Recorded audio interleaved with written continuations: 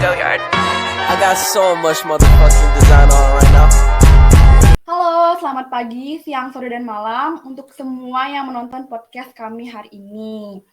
Kami semua dari mahasiswa Undiknas Denpasar akan menyampaikan sebuah podcast yang berjudul Kasus Kuota Impor Daging Sapi dan Pencucian Uang yang dilakukan oleh Bapak Lutfi Hasan Ishak, yaitu seorang mantan presiden Partai Keadilan Sejahtera atau yang biasa dipanggil PKS ya.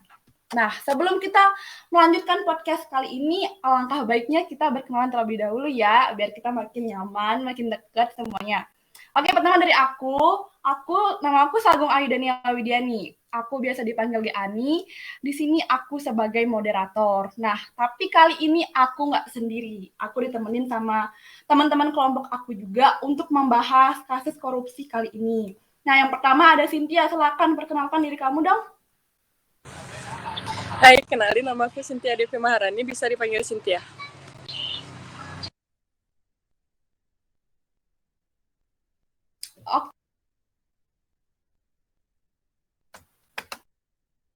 Oke, yang kedua ada Krisna. Silakan perkenalkan diri kamu.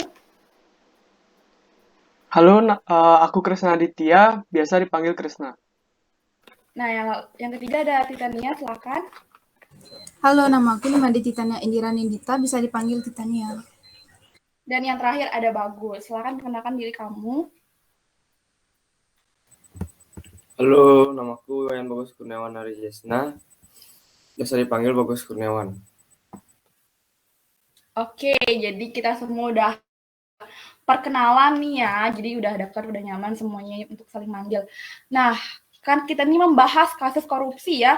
Sebelum masuk ke kasusnya si Bapak Lutfi ini, kalian udah tahu belum apa itu pengertian korupsi? Definisi korupsi itu seperti apa? Menurut kalian korupsi itu apa sih? Kayak gimana korupsi itu? Ada yang tahu nggak?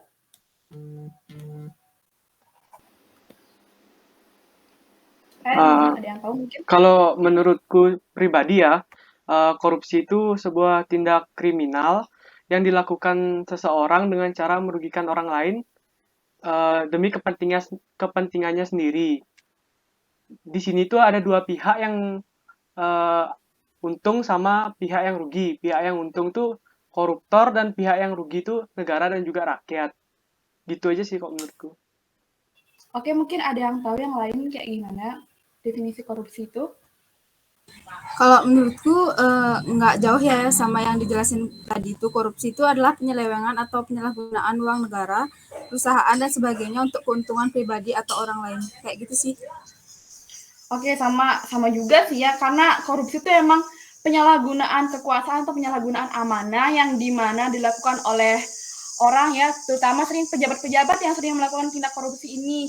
Dia niatnya untuk menguntungkan dirinya sendiri, tapi pada akhirnya dia itu merugikan dirinya sendiri dan merugikan rakyat juga, keuangan negara juga, ekonomi negara juga berdampak buruk sekali itu. Nah, oke, mungkin semua teman-teman udah tahu ya bagaimana korupsi itu yang terjadi di Indonesia. Kita langsung aja nih masuk ke kasusnya si Bapak Lutfi ini bagaimana. Pertama, bentuk-bentuk korupsinya itu gimana sih? Ada yang tahu nggak? Ada yang bisa jelasin gimana secara jelasnya bentuk-bentuk korupsi yang dilakukan oleh seorang mantan Partai Keadilan Sejahtera ini? Bentuk-bentuk korupsi yang dilakukan oleh Lutfi Hasan Ishak itu diduga mantan Presiden Partai Keadilan Sejahtera PKS, Lutfi Hasan Ishak, terbukti melakukan tindak pidana korupsi dan pencucian uang. Lutfi bersama rekannya Atmat Fathanah terbukti menerima suap sebesar 1,3 miliar dari Direktur Utama PT Indoguna Utama, Maria Elizabeth Limat, terkait kepengurusan penambahan kuota impor daging sapi. Lutfi juga dinilai terbukti melakukan tindak pidana pencucian uang saat dirinya menjabat sebagai anggota DPR RI di tahun 2004 sampai 2009. Dan setelah tahun tersebut, Lutfi dianggap terbukti menyembunyikan harta kekayaannya dalam kasus tindak pidana korupsi.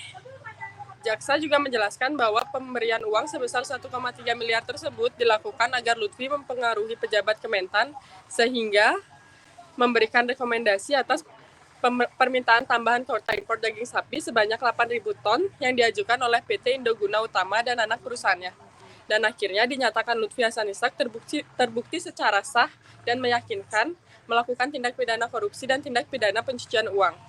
secara bersama-sama, menjatuhkan hukuman pidana selama 18 tahun penjara dan denda sebesar 1 miliar subsidiar atau diganti dengan 1 tahun kurungan penjara, kata Majelis Hakim Gus Rizal Lubis yang membacakan keputusan Lutfi di Pengadilan Tindak Pidana Korupsi.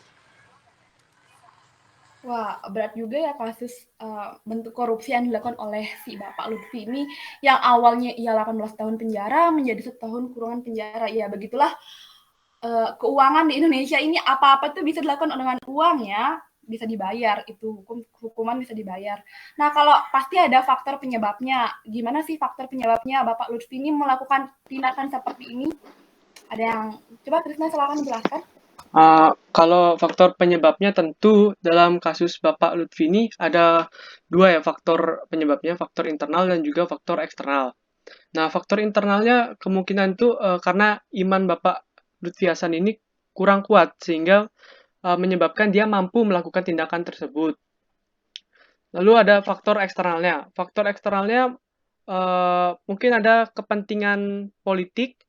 Dalam hal ini hasil dari korupsi yang dilakukan Bapak tersebut tuh mungkin akan digunakan dirinya untuk ke pemilu selanjutnya atau mencalonkan dirinya. Di sini juga dalam konteks ini lemahnya akuntabilitas serta manajemen dan lemahnya pengawasan lembaga merupakan suatu hal yang membuat tersangka ini memiliki peluang juga terhadap tindakan tersebut. Jadi intinya di sini pengawasan hukum kita terhadap pelaku korupsi itu sangat lemah sehingga mengakibatkan koruptor-koruptor itu semakin berani melakukan tindakan ini tersebut. Sekian dari saya. Oke. Nah, kita kan udah tahu bentuk korupsinya seperti apa dan faktornya bagaimana. Kalau perilaku koruptif yang menjadi pemicunya itu bagaimana? Yang menjadi pemicu kasus korupsi yang dilakukan oleh Bapak Lutfi ini bagaimana sih? Coba ada yang bisa menjelaskan? Kalau perilaku koruptif yang menjadi pemicu kasus korupsi yang dilakukan Bapak Lutfi Hasan Ishak ini adalah mungkin karena kurangnya kedisiplinan dalam diri ya, karena kedisiplinan itu kan adalah kebiasaan dan tindakan yang konsisten terhadap segala bentuk peraturan atau tata tertib yang berlaku. Jadi kalau misalnya udah nggak ada kedisiplinan dalam diri, berarti seseorang itu akan mudah melanggar aturan negara termasuk tindakan korupsi. Selain itu, perilaku koruptif yang menjadi pemicu kasus tersebut adalah kebiasaan melakukan suap menyuap. Tindakan pemberian uang atau menerima uang atau hadiah yang dilakukan oleh pejabat pemerintah untuk melakukan atau tidak melakukan sesuatu yang bertentangan dengan kewajibannya. Dengan melakukan penyalahgunaan jabatan juga termasuk perilaku koruptif yang menjadi pemicu kasus yang dilakukan Bapak Lutfi Hasan Ishak ini, karena penyalahgunaan jabatan dapat memperkaya diri sendiri, orang lain, atau korporasi yang memberikan keuntungan pribadi dan merugikan negara. Kayak gitu sih. Ya, udah jelas sih penjelasan dari kalian semua tadi. Nah, karena ini kasus yang besar ya, pasti ini berdampak besar juga buat negara, buat orang lain juga ya, masyarakat. Gimana sih dampak masifnya ya karena hal yang dilakukan oleh Bapak Lutfi ini, dampaknya itu bagaimana? Ada yang bisa menjelaskan, yang tahu mungkin Kalau dampaknya? dari aku ya, dampak yang paling terasa itu dampak ekonominya. Karena ekonomi itu merupakan hal yang paling berdampak dari kasus ini. Yang mengakibatkan lesunya pertumbuhan ekonomi, lesunya khususnya terhadap daging sapi ini.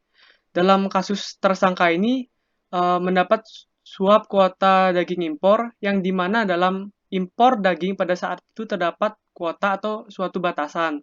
Akan tetapi justru batasan tersebut malah dilanggar oleh tersangka ini. Sehingga mengakibatkan ketidakseimbangan ekonomi antara impor dan juga ekspor. Yang mengakibatkan banyaknya daging sapi impor yang masuk ke Indonesia dengan harga yang mahal serta membuat peternak sapi lokal menjadi rugi. Gitu aja sih dari aku.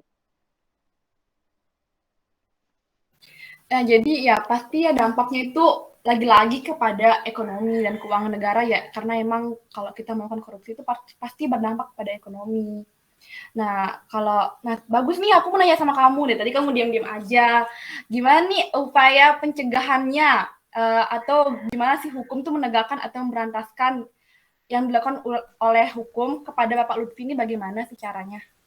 Kalau menurutku sih upaya memberantas korupsi itu adalah memberi hak kepada masyarakat untuk mendapatkan akses terhadap informasi. Sebuah sistem harus dibangun di mana masyarakat termasuk media diberikan hak untuk mengetahui segala informasi yang berkaitan dengan kebijakan pemerintah. Terus ada menyediakan sarana bagi masyarakat untuk melaporkan kasus korupsi agar masyarakat dapat dengan mudah melaporkan kasus korupsi yang diketahui oleh masyarakat.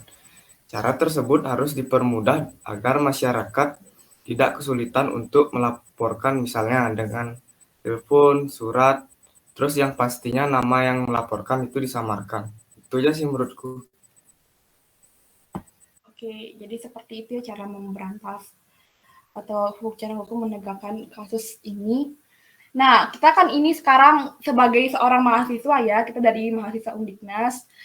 Gimana sih peran kita tuh? Kita kan pernah membuat sebuah kampanye atau juga membuat sebuah video gitu kan, video tentang pemberantasan kasus korupsi itu seperti apa. Menurut kalian nih gimana ya cara peran kita sebagai mahasiswa untuk memberantas perilaku korupsi ini agar tidak terjadi lagi? Secara jelasnya aja sih. Ada yang bisa mau menambahkan mungkin bagaimana peran kita untuk memberantas ini? Peran mahasiswanya itu dalam pencegahan korupsi itu mahasiswa juga berperan untuk melakukan pencegahan tindak pidana korupsi ini dengan terjun langsung ke masyarakat. Mahasiswa dapat mensosialisasikan segala hal yang merupakan pencegahan terjadinya dan menghilangkan budaya perilaku koruptif di dalam masyarakat. Kemudian yang lebih vital lagi adalah mahasiswa harus bisa mengontrol segala kebijakan yang dihasilkan oleh pemerintah. Pemerintah butuh diawasi dan dikritisi supaya terwujud kebijakan-kebijakan yang dapat menghasilkan keadilan dan kesejahteraan bagi masyarakat, termasuk yang terkait dengan pemberantasan korupsi. Mahasiswa juga bisa menuntut pemerintah untuk lebih aktif dan serius dalam segala upaya pemberantasan korupsi. Segitu aja sih peran dari aku. Jadi kita kan hanya seorang mahasiswa, kita tuh nggak bisa sepenuhnya membantu pemerintah. Ya, bisa misalkan kita, ayo dong Bapak, biar kita kasih hukum yang berat gitu. Kalau orang-orang yang melakukan tindak korupsi ini nggak bisa kita melakukan seperti itu. Ya mungkin kayak tadi ya seperti yang dibilang oleh Cynthia itu kita bisa melakukan sosialisasi, terjun langsung ke masyarakat agar masyarakat kecil ya awalnya yang mengerti hingga masyarakat besar juga paham apa itu jahatnya ya, jahat banget itu perilaku korupsi itu karena itu berat banget bisa merugikan orang lain, merugikan negara dan ekonomi negara juga. Jadi itu aja mungkin tambahan dari aku karena kita mahasiswa cuma bisa kasih pendapat seperti itu aja, peran kita seperti itu aja. Nah, sebelum kita tutup podcast kali ini mungkin udah jelas ya dari kalian, mungkin kalian udah paham tentang berita kasusnya si Bapak Lutfi kali ini ya. Dan teman-teman yang nonton ini juga mungkin udah paham banget karena ini beritanya udah lama ya, tahun berapa ya, tahun 2013 sepertinya atau tahun berapa? Ada yang tahu tahun berapa yang dilakukan oleh Bapak Lutfi ini kasusnya ini? Kayaknya sih tahun 2013 ya teman-teman. Nah, aku ada slogan nih, kita kan punya slogan kita. Gimana untuk memberantas korupsi itu? Ayo kita lontarkan slogan kita dengan angkat tangan dulu kayak gini, angkatan kanan kalian semua ya. Ada yang masih ingat nggak slogannya seperti apa?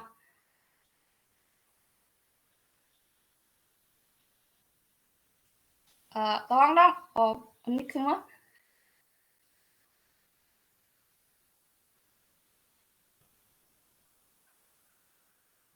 Oke, aku duluan ya, lalu dilanjutin sama kalian bersama-sama.